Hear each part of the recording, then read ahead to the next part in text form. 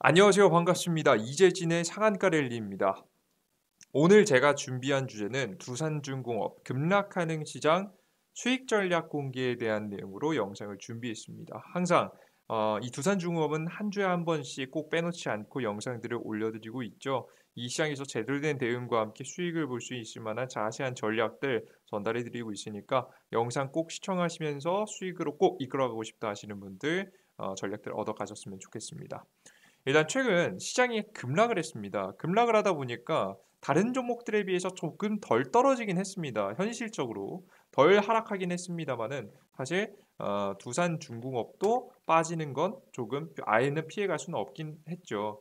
아예 피해갈 수는 없었습니다. 최근에 이제 급락하는 시장에서 단기 횡보 구간 평균 가격 대비해서 마이너스 13%가량 빠졌고 최근에 반등이 나오면서 한 7%, 8%가량까지 반등이 나오는 모습이었는데요. 현재 횡보세를 보여주게 되면서 장기 평선까지 이탈하면서 투자자 여러분들께서는 굉장히 불안한 시기가 아닌가라는 생각을 현재 합니다.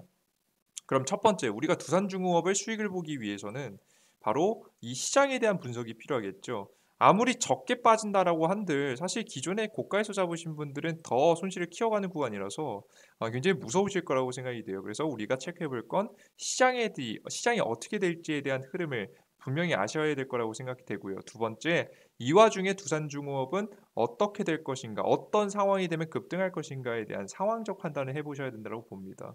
그럼 하나씩 하나씩 문제를 풀어가 보도록 하죠. 일단 최근 하락장에 대한 이야기는 저는 계속해서 드렸습니다. 수많은 영상에서 수도 없이 설명해 드렸었죠. 지금 현재 우리나라 증시는 약한 상황이다. 과거 2018년도와 동일한 환율 전쟁 타이밍이다라는 설명을 여러분께 드렸었죠. 뭐 간단하게 차트상 보여드리면요. 우리나라 국내 2008년도에 트럼프 정권에서 환율 전쟁을 벌였을 때 당시 증시 자체는 약했습니다. 보시다시피 2년 동안 2018년도, 2020년도 두 기간 동안 우하향을 보여줬습니다. 반등을 아예 안 하는 것도 아니고 상승이 없는 건 아닙니다. 다만 지속적인 환율의 영향으로 인해서 외국계 자금이 이탈하게 되고 그로 인한 우하향 패턴이 만들어지는 거죠. 이 환율 전쟁은 사실 한국만을 노린 것이 아닌 미국이 중국을 노린 정책이었기 때문에 사실상 이제 고래 싸움에 새우등이 터지는 격이다라고 보시면 됩니다. 실제 우리나라 증시가 이렇게 2년 동안 죽을 쓰고 있을 동안 환율 전쟁의 가장 큰 혜택을 보고 있는 미국 증시죠. 나스닥 종합 지수는 실제 2018년도에서 19년도 당시를 여러분들께서 그려보시면 이러합니다. 2018년도에서 2019년도 당시를 보겠습니다. 실제 미국 증시는 한국 증시가 하향 패턴을 보이는가 하면 잠시 중간에 흔들림은 있었지만 결국에는 신고가를 뚫어주면서 올라가는 모습이었죠. 이게 환율 전쟁의 영향으로 미국 증시만 올라가는 현상들을 여러분들께서 직접 보실 수가 있는 거예요. 자, 그렇다라고 한다면 우리가 이번에도 동일할 것이다. 이 미국 증시는 흔들리긴 하겠지만 결국 상승을 보이는 한편 한국 증시는 내려앉을 것이라는 말씀을 분명히 드렸고 이 내용은 정확히 적중하는 모습들을 보여주게 됐죠. 반등은 하긴 합니다만은 역시나 약한 증시. 반등할 때는 약하게 반등하고 빠질 때는 크게 하락하면서 미국 증시와는 완전하게 반대로 흘러가는 모습들을 보실 수가 있습니다. 이것은 제가 자세하게 2021년도 투자자 필수 영상을 통해서 전달해 놨으니까 확인하시면 될 것 같아요. 실제 이 내용을 8월 26일 날짜로 여러분들께 찍어 올려드렸기 때문에 이 영상만 시청하셨어도 이 반등세에서 비중 정리, 현금 비중을 올려서 이번 하락은 분명히 피할 수 있으셨을 거라고 봅니다. 아직까지 늦지 않았으니까 꼭 영상 시청하시길 바랄게요. 실제 영상을 보신 분들은 현금화를 꼭 해야겠네요. 라는 내용들, 제대로 된 대응을 해야겠다라는 내용들 여러분들께서 직접 말씀해 주셨었죠. 확인하시면 좋을 것 같습니다. 그뿐만 아니라 시황글을 통해서도 계속해서 전달을 해드렸었죠. 헝다 이슈, 그 환율 전쟁의 가장 핵심이죠. 미국이 중국을 현재 위기에 빠뜨리고 있는 현재 와중에 헝다 이슈가 터졌다. 헝다 이슈에 대한 제대로 된 분석을 통해서 최근 하락 직전에도 피할 수 있는 전략들 9월 27일 날 계속해서 조심해야 된다는 말 내용 그 이외에도 매일매일 어플리케이션을 통해서 올려드리는 시황글을 통해서 시장에 빠지니까 조심하고 여러분들 현금 비중을 올려야 된다는 내용을 수도 없이 설명해 드렸었습니다. 그죠? 제대로 된 분석을 통해서 대응을 해드리고 있는 거죠. 근데 여러분들께 최근에 어플리케이션이라든가 뭐 카카오톡방이라든가 이렇게 실시간으로 제 정보를 보시는 분들은 분석해 드렸는데 여러분들께서 분석을 하지 못하신 아직 빼먹은 정보가 하나 있습니다. 바로 뭐냐? 부채 한도에 대한 이슈입니다. 이 부채 한도가 어떻게 흘러가는지 아셔야지만이 여러분들께서 시장에서 어떻게 대응하는지 아셔야겠죠. 일단 미중 무역 전쟁, 환율 전쟁을 통해서 약해진 증시에 미국의 부채 한도 이슈는 미국 증시도 떨어뜨렸지만 한국 증시와 중국 증시는 더 크게 떨어뜨릴 만한 이슈였습니다. 간단하게 보시면 이 미국 디폴트 이야기가 나옵니다. 미국의 디폴트 얘기, 이 부채 한도 얘기죠. 부채를 너무 많이 써서 기존에 정해놓은 한도치를 넘어섰다라는 부분인데요. 부채라는 건 빚입니다. 정부의 빚을 한도를 정해놨는데 정부의 빚 한도를 초과해서 사용한 거죠. 이게 왜 나오게 됐느냐? 최근에 2000년도 이후에 코로나 바이러스가 터지고 나서 경제는 전부 다 무너지게 됩니다. 이런 무너진 경제 상황에서 이런 경제를 살려내기 위해서 쓴 정책은 양적 완화 정책이었고요.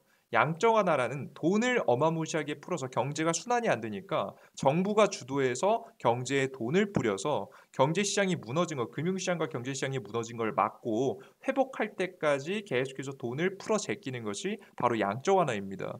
그러다 보니까 미국 정부는 바로 사상 최대 규모의 경기 부양책을 쓰게 됐고요. 그로 인해서 엄청난 자금들이 풀리다 보니까 바로 부채 한도를 가볍게 넘어버리는 모습들을 보여주게 됩니다. 부채 한도는 22조 지금 현재 요 정도인데 이미 지금 현재 28조 3천억 원, 8천억 원, 3천억 원 정도를 사용하고 있죠. 그렇기 때문에 사실상 이런 부채 한도가 계속해서 정해진 상태에서 이런 부채 한도를 상향해서 위로 올리지 않는 이상 미국이 그러니까 최악의 상황, 디폴트라는 건 파산 신청을 의미합니다. 미국이 망하는 상황까지 나오게 되는 거죠. 근데 여러분들 여기서 의문이 드셔야 됩니다. 미국의 한도 빚이 초과하면서 이렇게 디폴트에 대한 이야기가 나오고 있는데 여러분 현실적으로 미국이 파산하겠습니까? 미국이 파산이 가능할까? 그런데도 불구하고 왜 경제 주체들은 왜 자꾸 이 이슈를 의도적으로 강조하고 있는가에 대한 부분을 생각해 보실 필요가 있습니다. 이대로 미국이 무너지면 글로벌 경제도 아예 끝이기 때문에 디폴트가 안 할 가능성이 매우 높은 상황에서 굳이 공화당하고 민주당하고 싸우면서 디폴트 위기라는 분위기를 양산해내고 있습니다. 왜 그렇게 호들갑을 떨까? 상황을 여러분들께서 아셔야 됩니다. 바로 뭐냐면 지금 미국 경제는요 회복이 전혀 안 된 상황입니다. 그래서 추가적인 양적 완화가 필요하겠죠. 그리고 시간을 끌어야 됩니다. 즉 양적 완화가 진행이 돼야 된다. 더 돈을 풀고 시간도 필요하다라는 부분이에요. 왜 고용지표 하나도 안 돌아왔거든요. 최근에 다시 한번 경제에 후퇴하고 있지 않겠습니까? 좋아졌다 말만 할 뿐 사실상 좋아진 건 단 한 개도 없습니다. 이런 상황에서 미국은 자신들의 경제를 회복하기 위해서 노력을 해야 되는데요. 결국 추가적인 돈을 제껴야 되는데 돈을 풀어 제끼면서 버티기 위해서는 바로 달러 가치가 적정 수준치를 좀 지켜줘야 됩니다. 실제 달러 지수라는 게 있는데요. 보겠습니다. 뭐 우리나라 달러원 환율도 물론 볼 수 있겠지만 달러 지수라는 게 따로 있는데요. 이거 직접 인페스팅에 들어가시면 확인하실 수 있습니다. 이 달러 지수가요. 양적 완화를 어마무시하게 풀어내게 되면서 지금 2000년도 이후부터 급락을 하게 됐습니다. 보이시죠?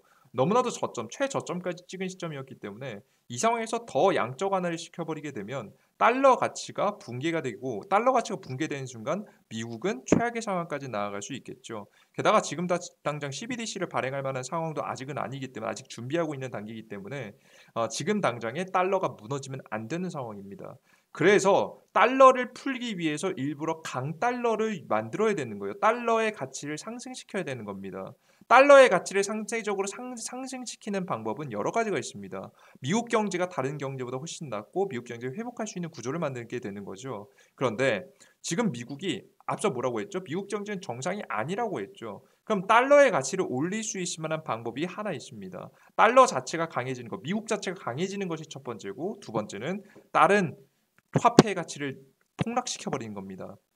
그 전까지는 백신 보급이라는 걸 통해서 달러의 가치를 어느 정도 적정 수준까지 만들어 놓고 이 달러의 가치를 올리고 양적 완화를 진행했다고 한다면 최근에는 중국의 가치를 하락시키게 되면서 비교적으로 미국이라는 국가가 괜찮은 국가구나라는 인식을 통해서 강달러를 기조를 만들어내고 있다라고 보시면 될 것 같아요. 최근에 중국 같은 경우에는 거의 파산한다. 중국의 부동산 2위 기업이 파산한다는 이야기가 있을 정도로 최악의 상황, 게다가 전력난까지 나오고 있는 상황이기 때문에 굉장히 강달러 장세가 현재 이어지고 있는 겁니다. 이런 강달러를 만들기 위한 구조를 현재 미국은 계속해서 만들어주고 있는 겁니다. 이런 상황에서 디폴트 사건까지 띄어내게 되면서 시장은 결국에는 중국 증시까지 같이 흔드는 모습을 보여주게 됐고요. 심지어 뭐 시간을 끌 수 있을 만한 방법을 찾고 있는 겁니다. 그러면 첫 번째, 시간을 끌기 위해서 이런 구조를 설명해 드렸으면 이어서 설명해 드릴게요. 이 다음부터 메커니즘을 이해하셔야 됩니다. 시간을 끌기 위해서는 바로 주식시장이 너무 과열돼서는 안 됩니다. 미국의 투자자들도 바보가 아니에요, 여러분들. 지금 당장 코로나 바이러스가 끝나지 않은 상황에서 경제가 정상화되지 않은 상황에서 투자자들은 아무리 많은 돈이 풀리더라도 이것을 실물 경제에 투자하지 않죠. 즉 사업을 하지 않는다는 얘기입니다. 공장을 추가 설립하는 것은 정말 일부 업종이고 망해가는 사람들이 더 많죠. 이러한 상황에서 이 과도한 자금들이요 실물 경제 투자되지 않고 바로 투자 시장에 투자가 됩니다. 그럼 주식시장 과열이 오르게 되고요. 이 과열된 시장에 맞춰서 기업의 실적이 계속해서 나와주는 게 아니라고 한다면 주식시장은 잘못해서 과열이라는 이야기와 함께 급락, 빠져나오지 못할 과한 상승과 함께 과한 급락이 나오면서 일어설 수 없게 될 수도 있습니다. 이게 과거에 일본 같은 경우가 그랬죠. 그래서 일본은 잃어버린 10년, 20년을 겪어버리게 됩니다. 이런 최악의 사태를 만들지 않기 위해서 지금 현재 미국은 적절한 주식시장의 가격 꾸준히 우상향하고 있긴 하지만 과도하게 튀어 올라가는 것을 굉장히 견제하고 있기 때문에 투자 시장을 진정시키게 되면서 일부러 악재화시키는 거죠, 여러분들. 대단히 큰 악재 아닙니다. 어차피 이거 부채 한도 늘릴 수밖에 없는데도 불구하고 어차피 늘릴 건데도 불구하고 이렇게 갈등을 만들어내는 것처럼 표면적으로 보여주게 되면서 시장을 진정시키는 모습들 그리고 강달러 기조를 만들어내게 되면서 자신들의 자금들 회복을 위한 글로벌 자금들이 미국으로 이동하는 것을 만들어내게 됩니다. 이게 무슨 얘기냐면 여러분들께서 결국에는 이 채권이라는 걸 조금 있으면 부채 한도를 풀어줄 거고 부채 한도를 풀자마자 미국 정부는 할 게 뻔합니다. 바로 채권을 찍어낼 거예요. 또 다른 채권, 부채를 찍어내게 되겠죠. 왜? 이래야지 이걸 가지고 경제 회복을 하니까요.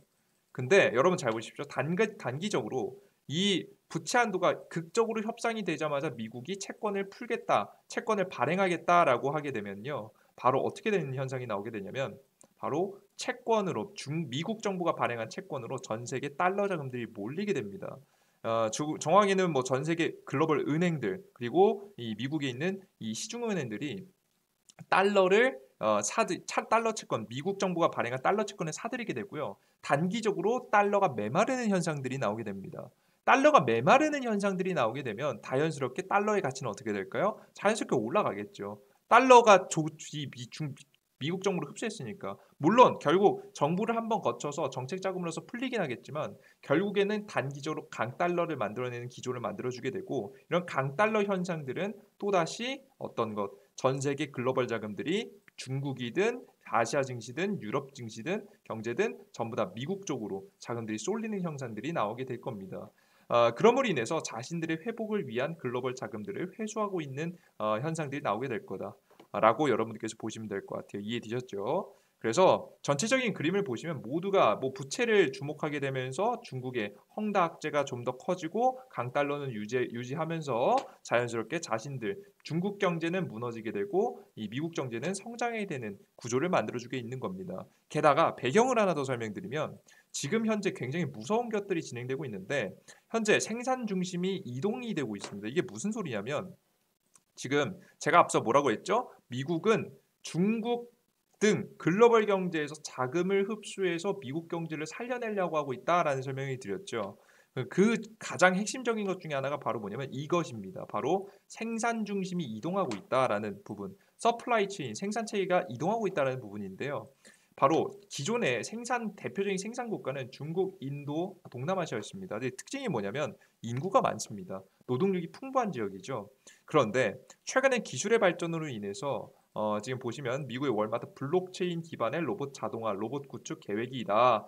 그리고 인공지능 로봇에 대한 기술 개발이 이루어지게 되면서 사실상 로봇 자동화가 현실화가 되게 됐고요. 더 이상은 노동자가 그렇게 많이 필요 없어지게 되는 구조가 나오게 됩니다. 반복 노동을 할 인구가 필요 없어지게 된 거예요. 그 기계 설비를 보고 관찰하고 문제점을 해결할 만한 엔지니어 등이 필요하지 소수의 엔지니어가 필요하지 교육을 받은 그냥 그 교육도 못 받은 그냥 단순한 노동을 할 만한 노동 인구는 굳이 필요 없어지게 된 거죠. 그렇기 때문에 미국은 이를 기점으로 해서 그전까지는 어쩔 수 없이 인플레이션, 값싼 제품을 만들어내기 위해서 효율성 높은 제품을 만들어내기 위해서 다른 국가들을 이용했다라고 한다면 지금부터는 굳이 필요 없어지게 되는 시기가 온 거죠. 그러다 보니까 미국 본토로 전기차, 반도체 등 첨단, 부가가치가 굉장히 높은 업종들을 미국 본토에 공장을 짓도록 계속해서 유도하고 있고요. 이것도 글로벌 자금들을 통해서 미국이 경제 회복을 하려고 하고 있는 큰 그림 중에 하나다라고 생각을 하시면 될 것 같습니다. 그래서 글로벌 투자 자금에 이동하고 있다. 어디로? 미국 경제로. 미국이 회복하게 되는 구조가 나오게 되는 겁니다. 그게 가장 큰 타격을 받을 국가는 바로 중국이라고 보고 있고요. 중국의 생산을 정확하게 망가뜨리고 다양한 정책들이 나와주고 있는 거죠. 그래서 이런 환율들의 이동과 전 세계 글로벌 자금들의 이동을 통해서 우리나라 증시가 박살이 나고 있는 현상이 현재 나와주고 있는 겁니다. 우리나라도 아시아 경제니까요. 그죠? 중국 옆에 있잖아요. 중국의 영향도 많이 받고. 이러한 상황에서 하나의 정책을 더 내놓고 있는데 결국에는 중국의 생산 체계가 빠르게 무너져야 미국의 생산 체계가 빠르게 만들어질 겁니다.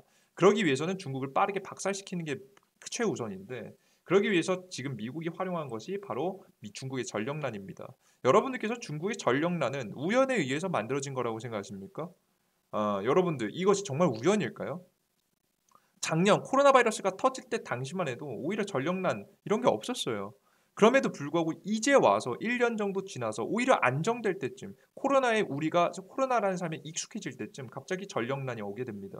굉장히 웃기죠. 이것은 우연일까? 여러분들 절대 우연이 아닙니다. 모든 이 재화 그리고 모든 패권들은 거의 누구에게 집중되어 있냐면 이 미국에게 패권이 집중되어 있습니다. 특히나 이 원자재 가격이라든가 특히나 원유에 있어서는요. 바로 이 미국이 가장 강력한 패권을 가지고 있는데 화석연료에 대해서 이 화석연료 이 셰일 혁명이 일어나고 나서 2009년도 이후부터 이 미국은 이 굳이 중동 지역에 개입하지 않아도 스스로 자신이 사용할 수 있을 자신이 매년 사용하는 양을 생산해낼 만큼의 기술력을 확보했고요. 그로 인해서 오히려 순수출국으로 변하는 모습들, 과거까지는 계속해서 수입을 하다가 순수출국으로서 변화하는 모습들을 여러분께서 확인할 수 있으셨을 겁니다. 즉, 전 세계 패권, 원유의 패권, 그리고 그 이것을 이용해서 글로벌 원자재의 가격에 사실상 미국에게 모든 것이 달려 있다라고 보시면 됩니다. 그런데 이것에 비해서 중국 같은 경우에는 뭐 가장 대표적인 게 원유니까 원유를 설명드리는 거예요. 가장 대표적인 이 재화나 특히나 이제 석탄, 원자재 가격 같은 원자재들을 대부분 많이 수입했습니다. 실제 2018년도 기준에서 보시면 러시아, 사우디아라비아, 앙골라, 이라크, 오만, 브라질, 이란을 통해서 계속해서 많은 천연 자원들을 수입해 주는 모습들을 보실 수가 있고요. 이것은 원유뿐만 아니라 다양한 뭐 목재라든가 그 이외에 뭐 석탄이라든가 그 이외 다양한 것들도 계속해서 수입하는 모습들을 보여주게 됩니다. 근데 미국이 개입을 했죠. 이란 규제를 통해서 이 원유가 중국에 수출될 수 없도록 길을 막아버리는 모습들. 이 중동 지역에 계속해서 개입하면서 사우디아라비아는 이미 금융시장을 개입해 있기 때문에 막을 수 있었겠죠. 이 중국으로부터 원자재라든가 가격들을 공급을 하지 못하게 계속 정치적으로 막아버리는 모습들을 보여주게 됩니다. 뭐 최근에는 이란에 대한 제재를 풀어준다 만다 하면서 계속해서 협상을 이어가고 있죠. 그렇게 되면서 자연스럽게 이란 같은 경우에는 마냥 중국에게 원자재를 수출할 수 없는 구조가 만들어지게 됩니다. 그러다 보니까 자연스럽게 대규모 전력난이 오게 됐고요. 대규모 전력난뿐만 아니라 다양한 원자재 가격들이 폭등하게 된 이유가 이런 배경을 가지고 있다라고 보시면 될 것 같아요. 아시겠죠? 여러분들 여기까지 이해되셨습니까? 아시겠죠? 미국이 중국을 죽이기 위한 이 목조이기를 진행하다 보니까 다양한 현상들이 드러나게 된 거죠. 그러면 과연 이를 통해서 미국이 얻는 이득은 뭘까? 첫 번째, 중국의 서플라이 체인이 박살납니다. 빨리 박살나야 이 중국에 있는 생산 체계가 미국으로 이동할 거 아니겠습니까? 그래서 미국으로 이동하는 걸 가장 크게 원하고 있고요. 두 번째, 원전의 필요성이 증가되게 됩니다. 지금 원자력 발전 같은 경우에는 이렇게 원자재 가격이 널뛰는 현상들은 과거에도 있었는데요. 바로 오일 쇼크라고 하죠. 오일 쇼크가 올 때마다 항상 뭡니까? 인플레이션이 크게 증가했고 특히나 가장 큰 인플레이션에 영향을 줬던 것이 바로 전기였습니다. 전기가 제대로 생산이 되지 못하게 되면 공장이 돌아가지 않게 되고 공장이 돌아가지 않게 되면 경제가 망하는 구조를 가져가게 되죠. 자, 그러다 보니까 자연스럽게 오일 쇼크로부터 자유로워지기 위해서 올라가는 원유 가격에 자유로워지기 위해서는 반드시 이 원자력 발전이라는 게 필요했고요. 원자재 가격에 상관없이 계속해서 안정적으로 전기를 공급할 수 있는 원전이 필요했고요. 그로 인해서 원자력 발전이 다시 한번 강조되고 있다라고 보시면 될 것 같습니다. 이해되셨어요? 그래서 최근에 전 세계 국가들은요, 여태까지 원자력 발전의 숫자를 줄여가는 현재 구조였는데 이번 연도부터 본격적으로 다시 한번 원전을 다시 한번 지어주는 모습들, 협약을 체결하면서 최근에도 체코 원전 3파전 최종 확정, 체코가 원자력 발전소를 짓기 위한 입찰에 들어갔는데 다양한 국가들이 남는 모습들을 보여주고 있죠. 실제 뭐 여기도 더 웃긴 점은요. 어, 지금 원자력 발전의 가장 핵심이라고 보는 그 중국 원자력 발전하고 러시아 발전은 사실상 체코 정부가 법으로 참여를 금지하도록 개정했다. 굉장히 웃기죠? 친미가 아니면 싹 다 조져버리는 구조가 나온 거예요. 이 원전 설립에 있어서도 지금 이제 정치적으로 개입이 되는 모습들을 확인하실 수가 있는 겁니다. 아시겠죠? 굉장히 무서운 흐름들이 나와주고 있는 거고요. 이에 따른 무기로 바로 원자력 발전이 계속해서 내용이 강조되고 이것을 통한 이 패권 전 세계를 다스리고자 하는 미국의 현재 모습들이 드러나주고 있기 때문에 원자력 발전은 단기적인 이슈로 끝나는 것이 아닌 분명히 중장기적으로 계속해서 이슈화될 만한 가능성이 높다라는 것을 꼭 잊지 않으셨으면 좋겠습니다. 이것은 단기적으로 그냥 표면적으로 친환경 정책이라고 하는 굉장히 좋아 보이는 정책에 속으로 들어가면 사실상 속에는 이러한 다양한 생각들과 흐름들이 섞여 있는 부분이기 때문에 여러분들께서는 이건 정말 단기적으로 끝날 것이 아니라 중장기적으로 계속될 이슈다라는 것을 생각을 하시면 되겠습니다. 그래서 본격적인 원전 시대는 이제 시작했다라고 보시면 될 것 같고요. 계속해서 탄소 중립 정책에 영향을 받은 원전이 늘어나고 있는 겁니다. 그의 중심에는 두산중공업이 있고요. 두산중공업은 소형 원전이라는 기술력이 있습니다. 제가 뭐라고 했죠? 이 두산중공업 올라가기 위해서는 이제 국내가 아니라 바로 해외가 아니라 바로 국내 원전 설립이 필요하다는 설명을 여러분께 드렸죠.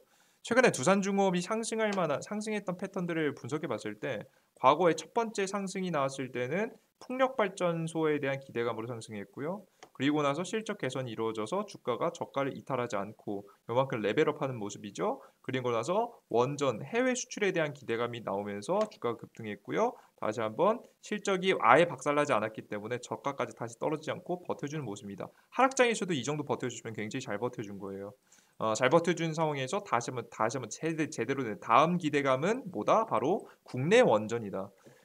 이제 우리나라 현재 정부가 문재인 정권이기 때문에 사실상 원전을 짓지 못하고 있는데 만약에 정권 교체에 대한 가능성이 커지게 된다고 한다면 뭐 물론 정치적으로 여러분들 무언가 판단시켜 드리려는 건 전혀 아닙니다. 오해 없으셨으면 좋겠어요. 다만 만약에 이 국민의힘이 만약에 이제 정권 교체에 만약에 성공하게 된다고 한다면 원자력 발전을 국내에 지을 만한 가능성도 매우 높기 때문에 이 국민의힘이 당선될 수 있느냐 여부에 따라서 원자력 발전에 대한 추가적인 상승에 대한 기대감도 나오게 될 것이다라는 설명을 드립니다. 이렇게 테마 죽성 종목들을 여러분께서 보실 수가 있는 거예요. 살펴보셔야 되는 거고요. 특히나 이런 하락장에서는요. 물론 하락에 따라서 이 두산중업도 하락을 하겠지만 저는 아직까지 이런 상승 시장이 아니라 하락 시장이 나오기 때문에 테마 주성 종목들이 계속해서 올라갈 거라고 봅니다. 이 두산중업도 원자력 발전 정책 테마잖아요. 실제 이 테마주가 얼마나 이 하락 시장에서 중요한지에 대해서 여러분께 설명해 드리면 최근에도 급락 장세를 겪은 다음에 가장 빠르게 많이 반등한 게 뭡니까? 홍준표 대장주 TBC 어제 상한가 치고 오늘 20% 가까이 25%까지 상승합니다. 단기간에 몇 퍼센트 상승했어요? 50% 가까이 상승했죠. 형지 IC 오늘 상한가 쳤습니다. 이거 이재명 관련 대장주죠. 윤석열 대장주인 오늘 애니 능률 같은 경우에는 23%가 급등하게 됩니다. 그러면 이슈만 주목을 받으면 급등하는 거예요, 여러분들. 왜 이 종목들이 급등했냐면 이제 대선 후보가 슬슬 결정이 날 때가 됐거든요. 그와 관련해서 급등을 했다라고 보여집니다. 저는 지금 현재 정치적 전 세계 흐름에 따라서 국내 원전 추가 설립에 대한 가능성이 분명히 존재하게 되면 그의 흐름에 따라서 두산중공업은 다시 한번 출발할 가능성이 매우 높으니까 여러분께서 이 흐름 지켜보셨으면 좋겠고요. 그리고 이 시기는 저는 11월로 예상을 하고 있습니다. 10월 달은 아직 좀 힘든 증시라고 생각이 되니까 기대하시지 마시고 여러분들께 현실적으로 11월 달부터 기대를 해보신다라고 한다면 다시 한번 추가적인 상승에 대한 가능성 엿볼 수 있다라고 생각이 되니까 이 흐름들을 잊지 마시고 살펴보셨으면 좋겠습니다. 제가 오늘 사실 내용을 설명해 드리면서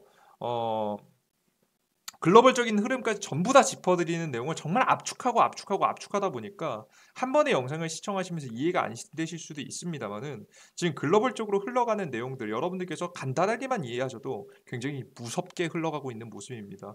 정말 미국이 얼마나 무서운 국가인지를 다시 한번 깨달을 수 있는 최근의 정세이지 않나라는 생각을 다시 한번 합니다. 그 가장 대표적인 무기가 바로 원자력 발전이니까요. 여러분들께서 이 관련 종목은 손실 보실 필요는 없겠다라는 설명을 다시 한번 강조해 드려보도록 하겠습니다. 아시겠죠? 이 두산중공업뿐만 아니라 다양한 원전 관련 종목들은 다시 한번 상승할 만한 타이밍이 분명하게 나올 수 있으니까 여러분들께서 내가 만약에 자금이 너무 급해서 당장에 매도해야 되는 현금화해야 되는 상황이 아니라고 한다면 다시 한번 기회를 엿보신다라고 하면 더욱더 많은 수익들 챙겨갈 수 있을 거라고 봐요. 그래요. 여러분들 여기까지 영상 마무리해 보도록 하겠고요. 여러분들 항상 두산중공업에 대한 내용 항상 보시면서 조금이라도 도움을 받으셨으면 좋겠습니다. 그리고 마지막으로 요거 설명 안 드렸네요. 그리고 마지막으로 여러분들께서 혼자 너무 힘드신 분들은 앞서 보셨듯이 시장 하락에 대한 내용이라든가 어떤 종목을 어떻게 공략해야 되고 우리가 뭘 바라봐야 되는지에 대한 내용을 제가 계속해서 어플리케이션을 통해서 짚어드리고 있습니다. 100% 무료로 여러분들께 어플리케이션에서 짚어드리고 있고요. 최근에는 하락 증시이기 때문에 추천 종목을 지금 현재 굉장히 자제하고 있는 편이긴 하지만 이렇게 떨어지는 증시 속에서도 저는 여러분들께 다양한 종목들을 찍어드려서 확률 85%의 수익률로 욕심만 부리지 않으면 충분히 수익을 챙길 수 있다는 것을 직접 증명해드리고 있습니다. 우진 30% 급등, 한국전자인이 18% 급등, 한국전자인도 또 8% 급등, 한 삼성SNC 21% 급등, 돌발악재 손절하는 종목도 분명히 있습니다. 펄어비스 손절, 이구산업 14% 급등, SK바이오사이언스 최종 120% 급등. 그리고 아진엑스텍 26% 급등, 그리고 3일이라는 종목 최종 150% 정도까지 급등했었죠. 이러한 종목들을 제가 어플리케이션을 통해서 짚어드리고 말씀해드리고 있으니까 여러분들께서 꼭 내가 도움이 필요하다. 나는 스스로 공부를 하셔서 투자를 하실 때 혼자 하실 수 있다 하시는 분은 혼자 하셔도 괜찮겠지만 내가 조금 누구의 도움이라도 받고 싶다. 정말 이 힘든 장세에서 의지할 곳이 필요하다 하시는 분들 제가 최고의 매매, 최고의 종목, 최고의 시장 분석 이런 걸 드리겠다는 말씀을 드리지 못할 것 같습니다만은 제가 할 수 있는 한에서 여러분들께서 확률 85% 정도의 수익률과 시장에 대한 분석들은 해드릴 수 있을 것 같으니까 여러분들께서 함께 참여하셔서 많은 도움 받아가셨으면 좋겠습니다. 이 어플리케이션 다운로드 받기 위해서는 두산중공업 영상 바로 아래에 있는 안드로이드와 아이폰 링크가 있습니다. 더보기란 클릭하시면 여러분들께서 확인하실 수 있으시니까요. 꼭 확인하셔서 많은 도움 받아가셨으면 좋겠습니다. 너무나도 힘드시죠? 너무나도 어려울 거라고 생각이 됩니다. 이 시장에서 여러분들께서 얼마나 힘드실지 정말 감당이 안 될 정도로 큰 손실을 보고 계신 분들도 굉장히 많겠죠. 제가 위로의 말씀을 드린다고 해서 얼마나 위로가 될지는 모르겠지만 그래도 조금이라도 힘낼 수 있도록 제가 다양한 정보들 전달해 드려 보도록 할 테니까 함께 의지하면서 이 힘든 시장 이겨내셨으면 좋겠습니다. 그래요. 여러분들 모두 감사하고요. 저는 다음 영상에 조금 더 유익한 내용과 함께 찾아뵙도록 하겠습니다. 감사합니다. 땡큐.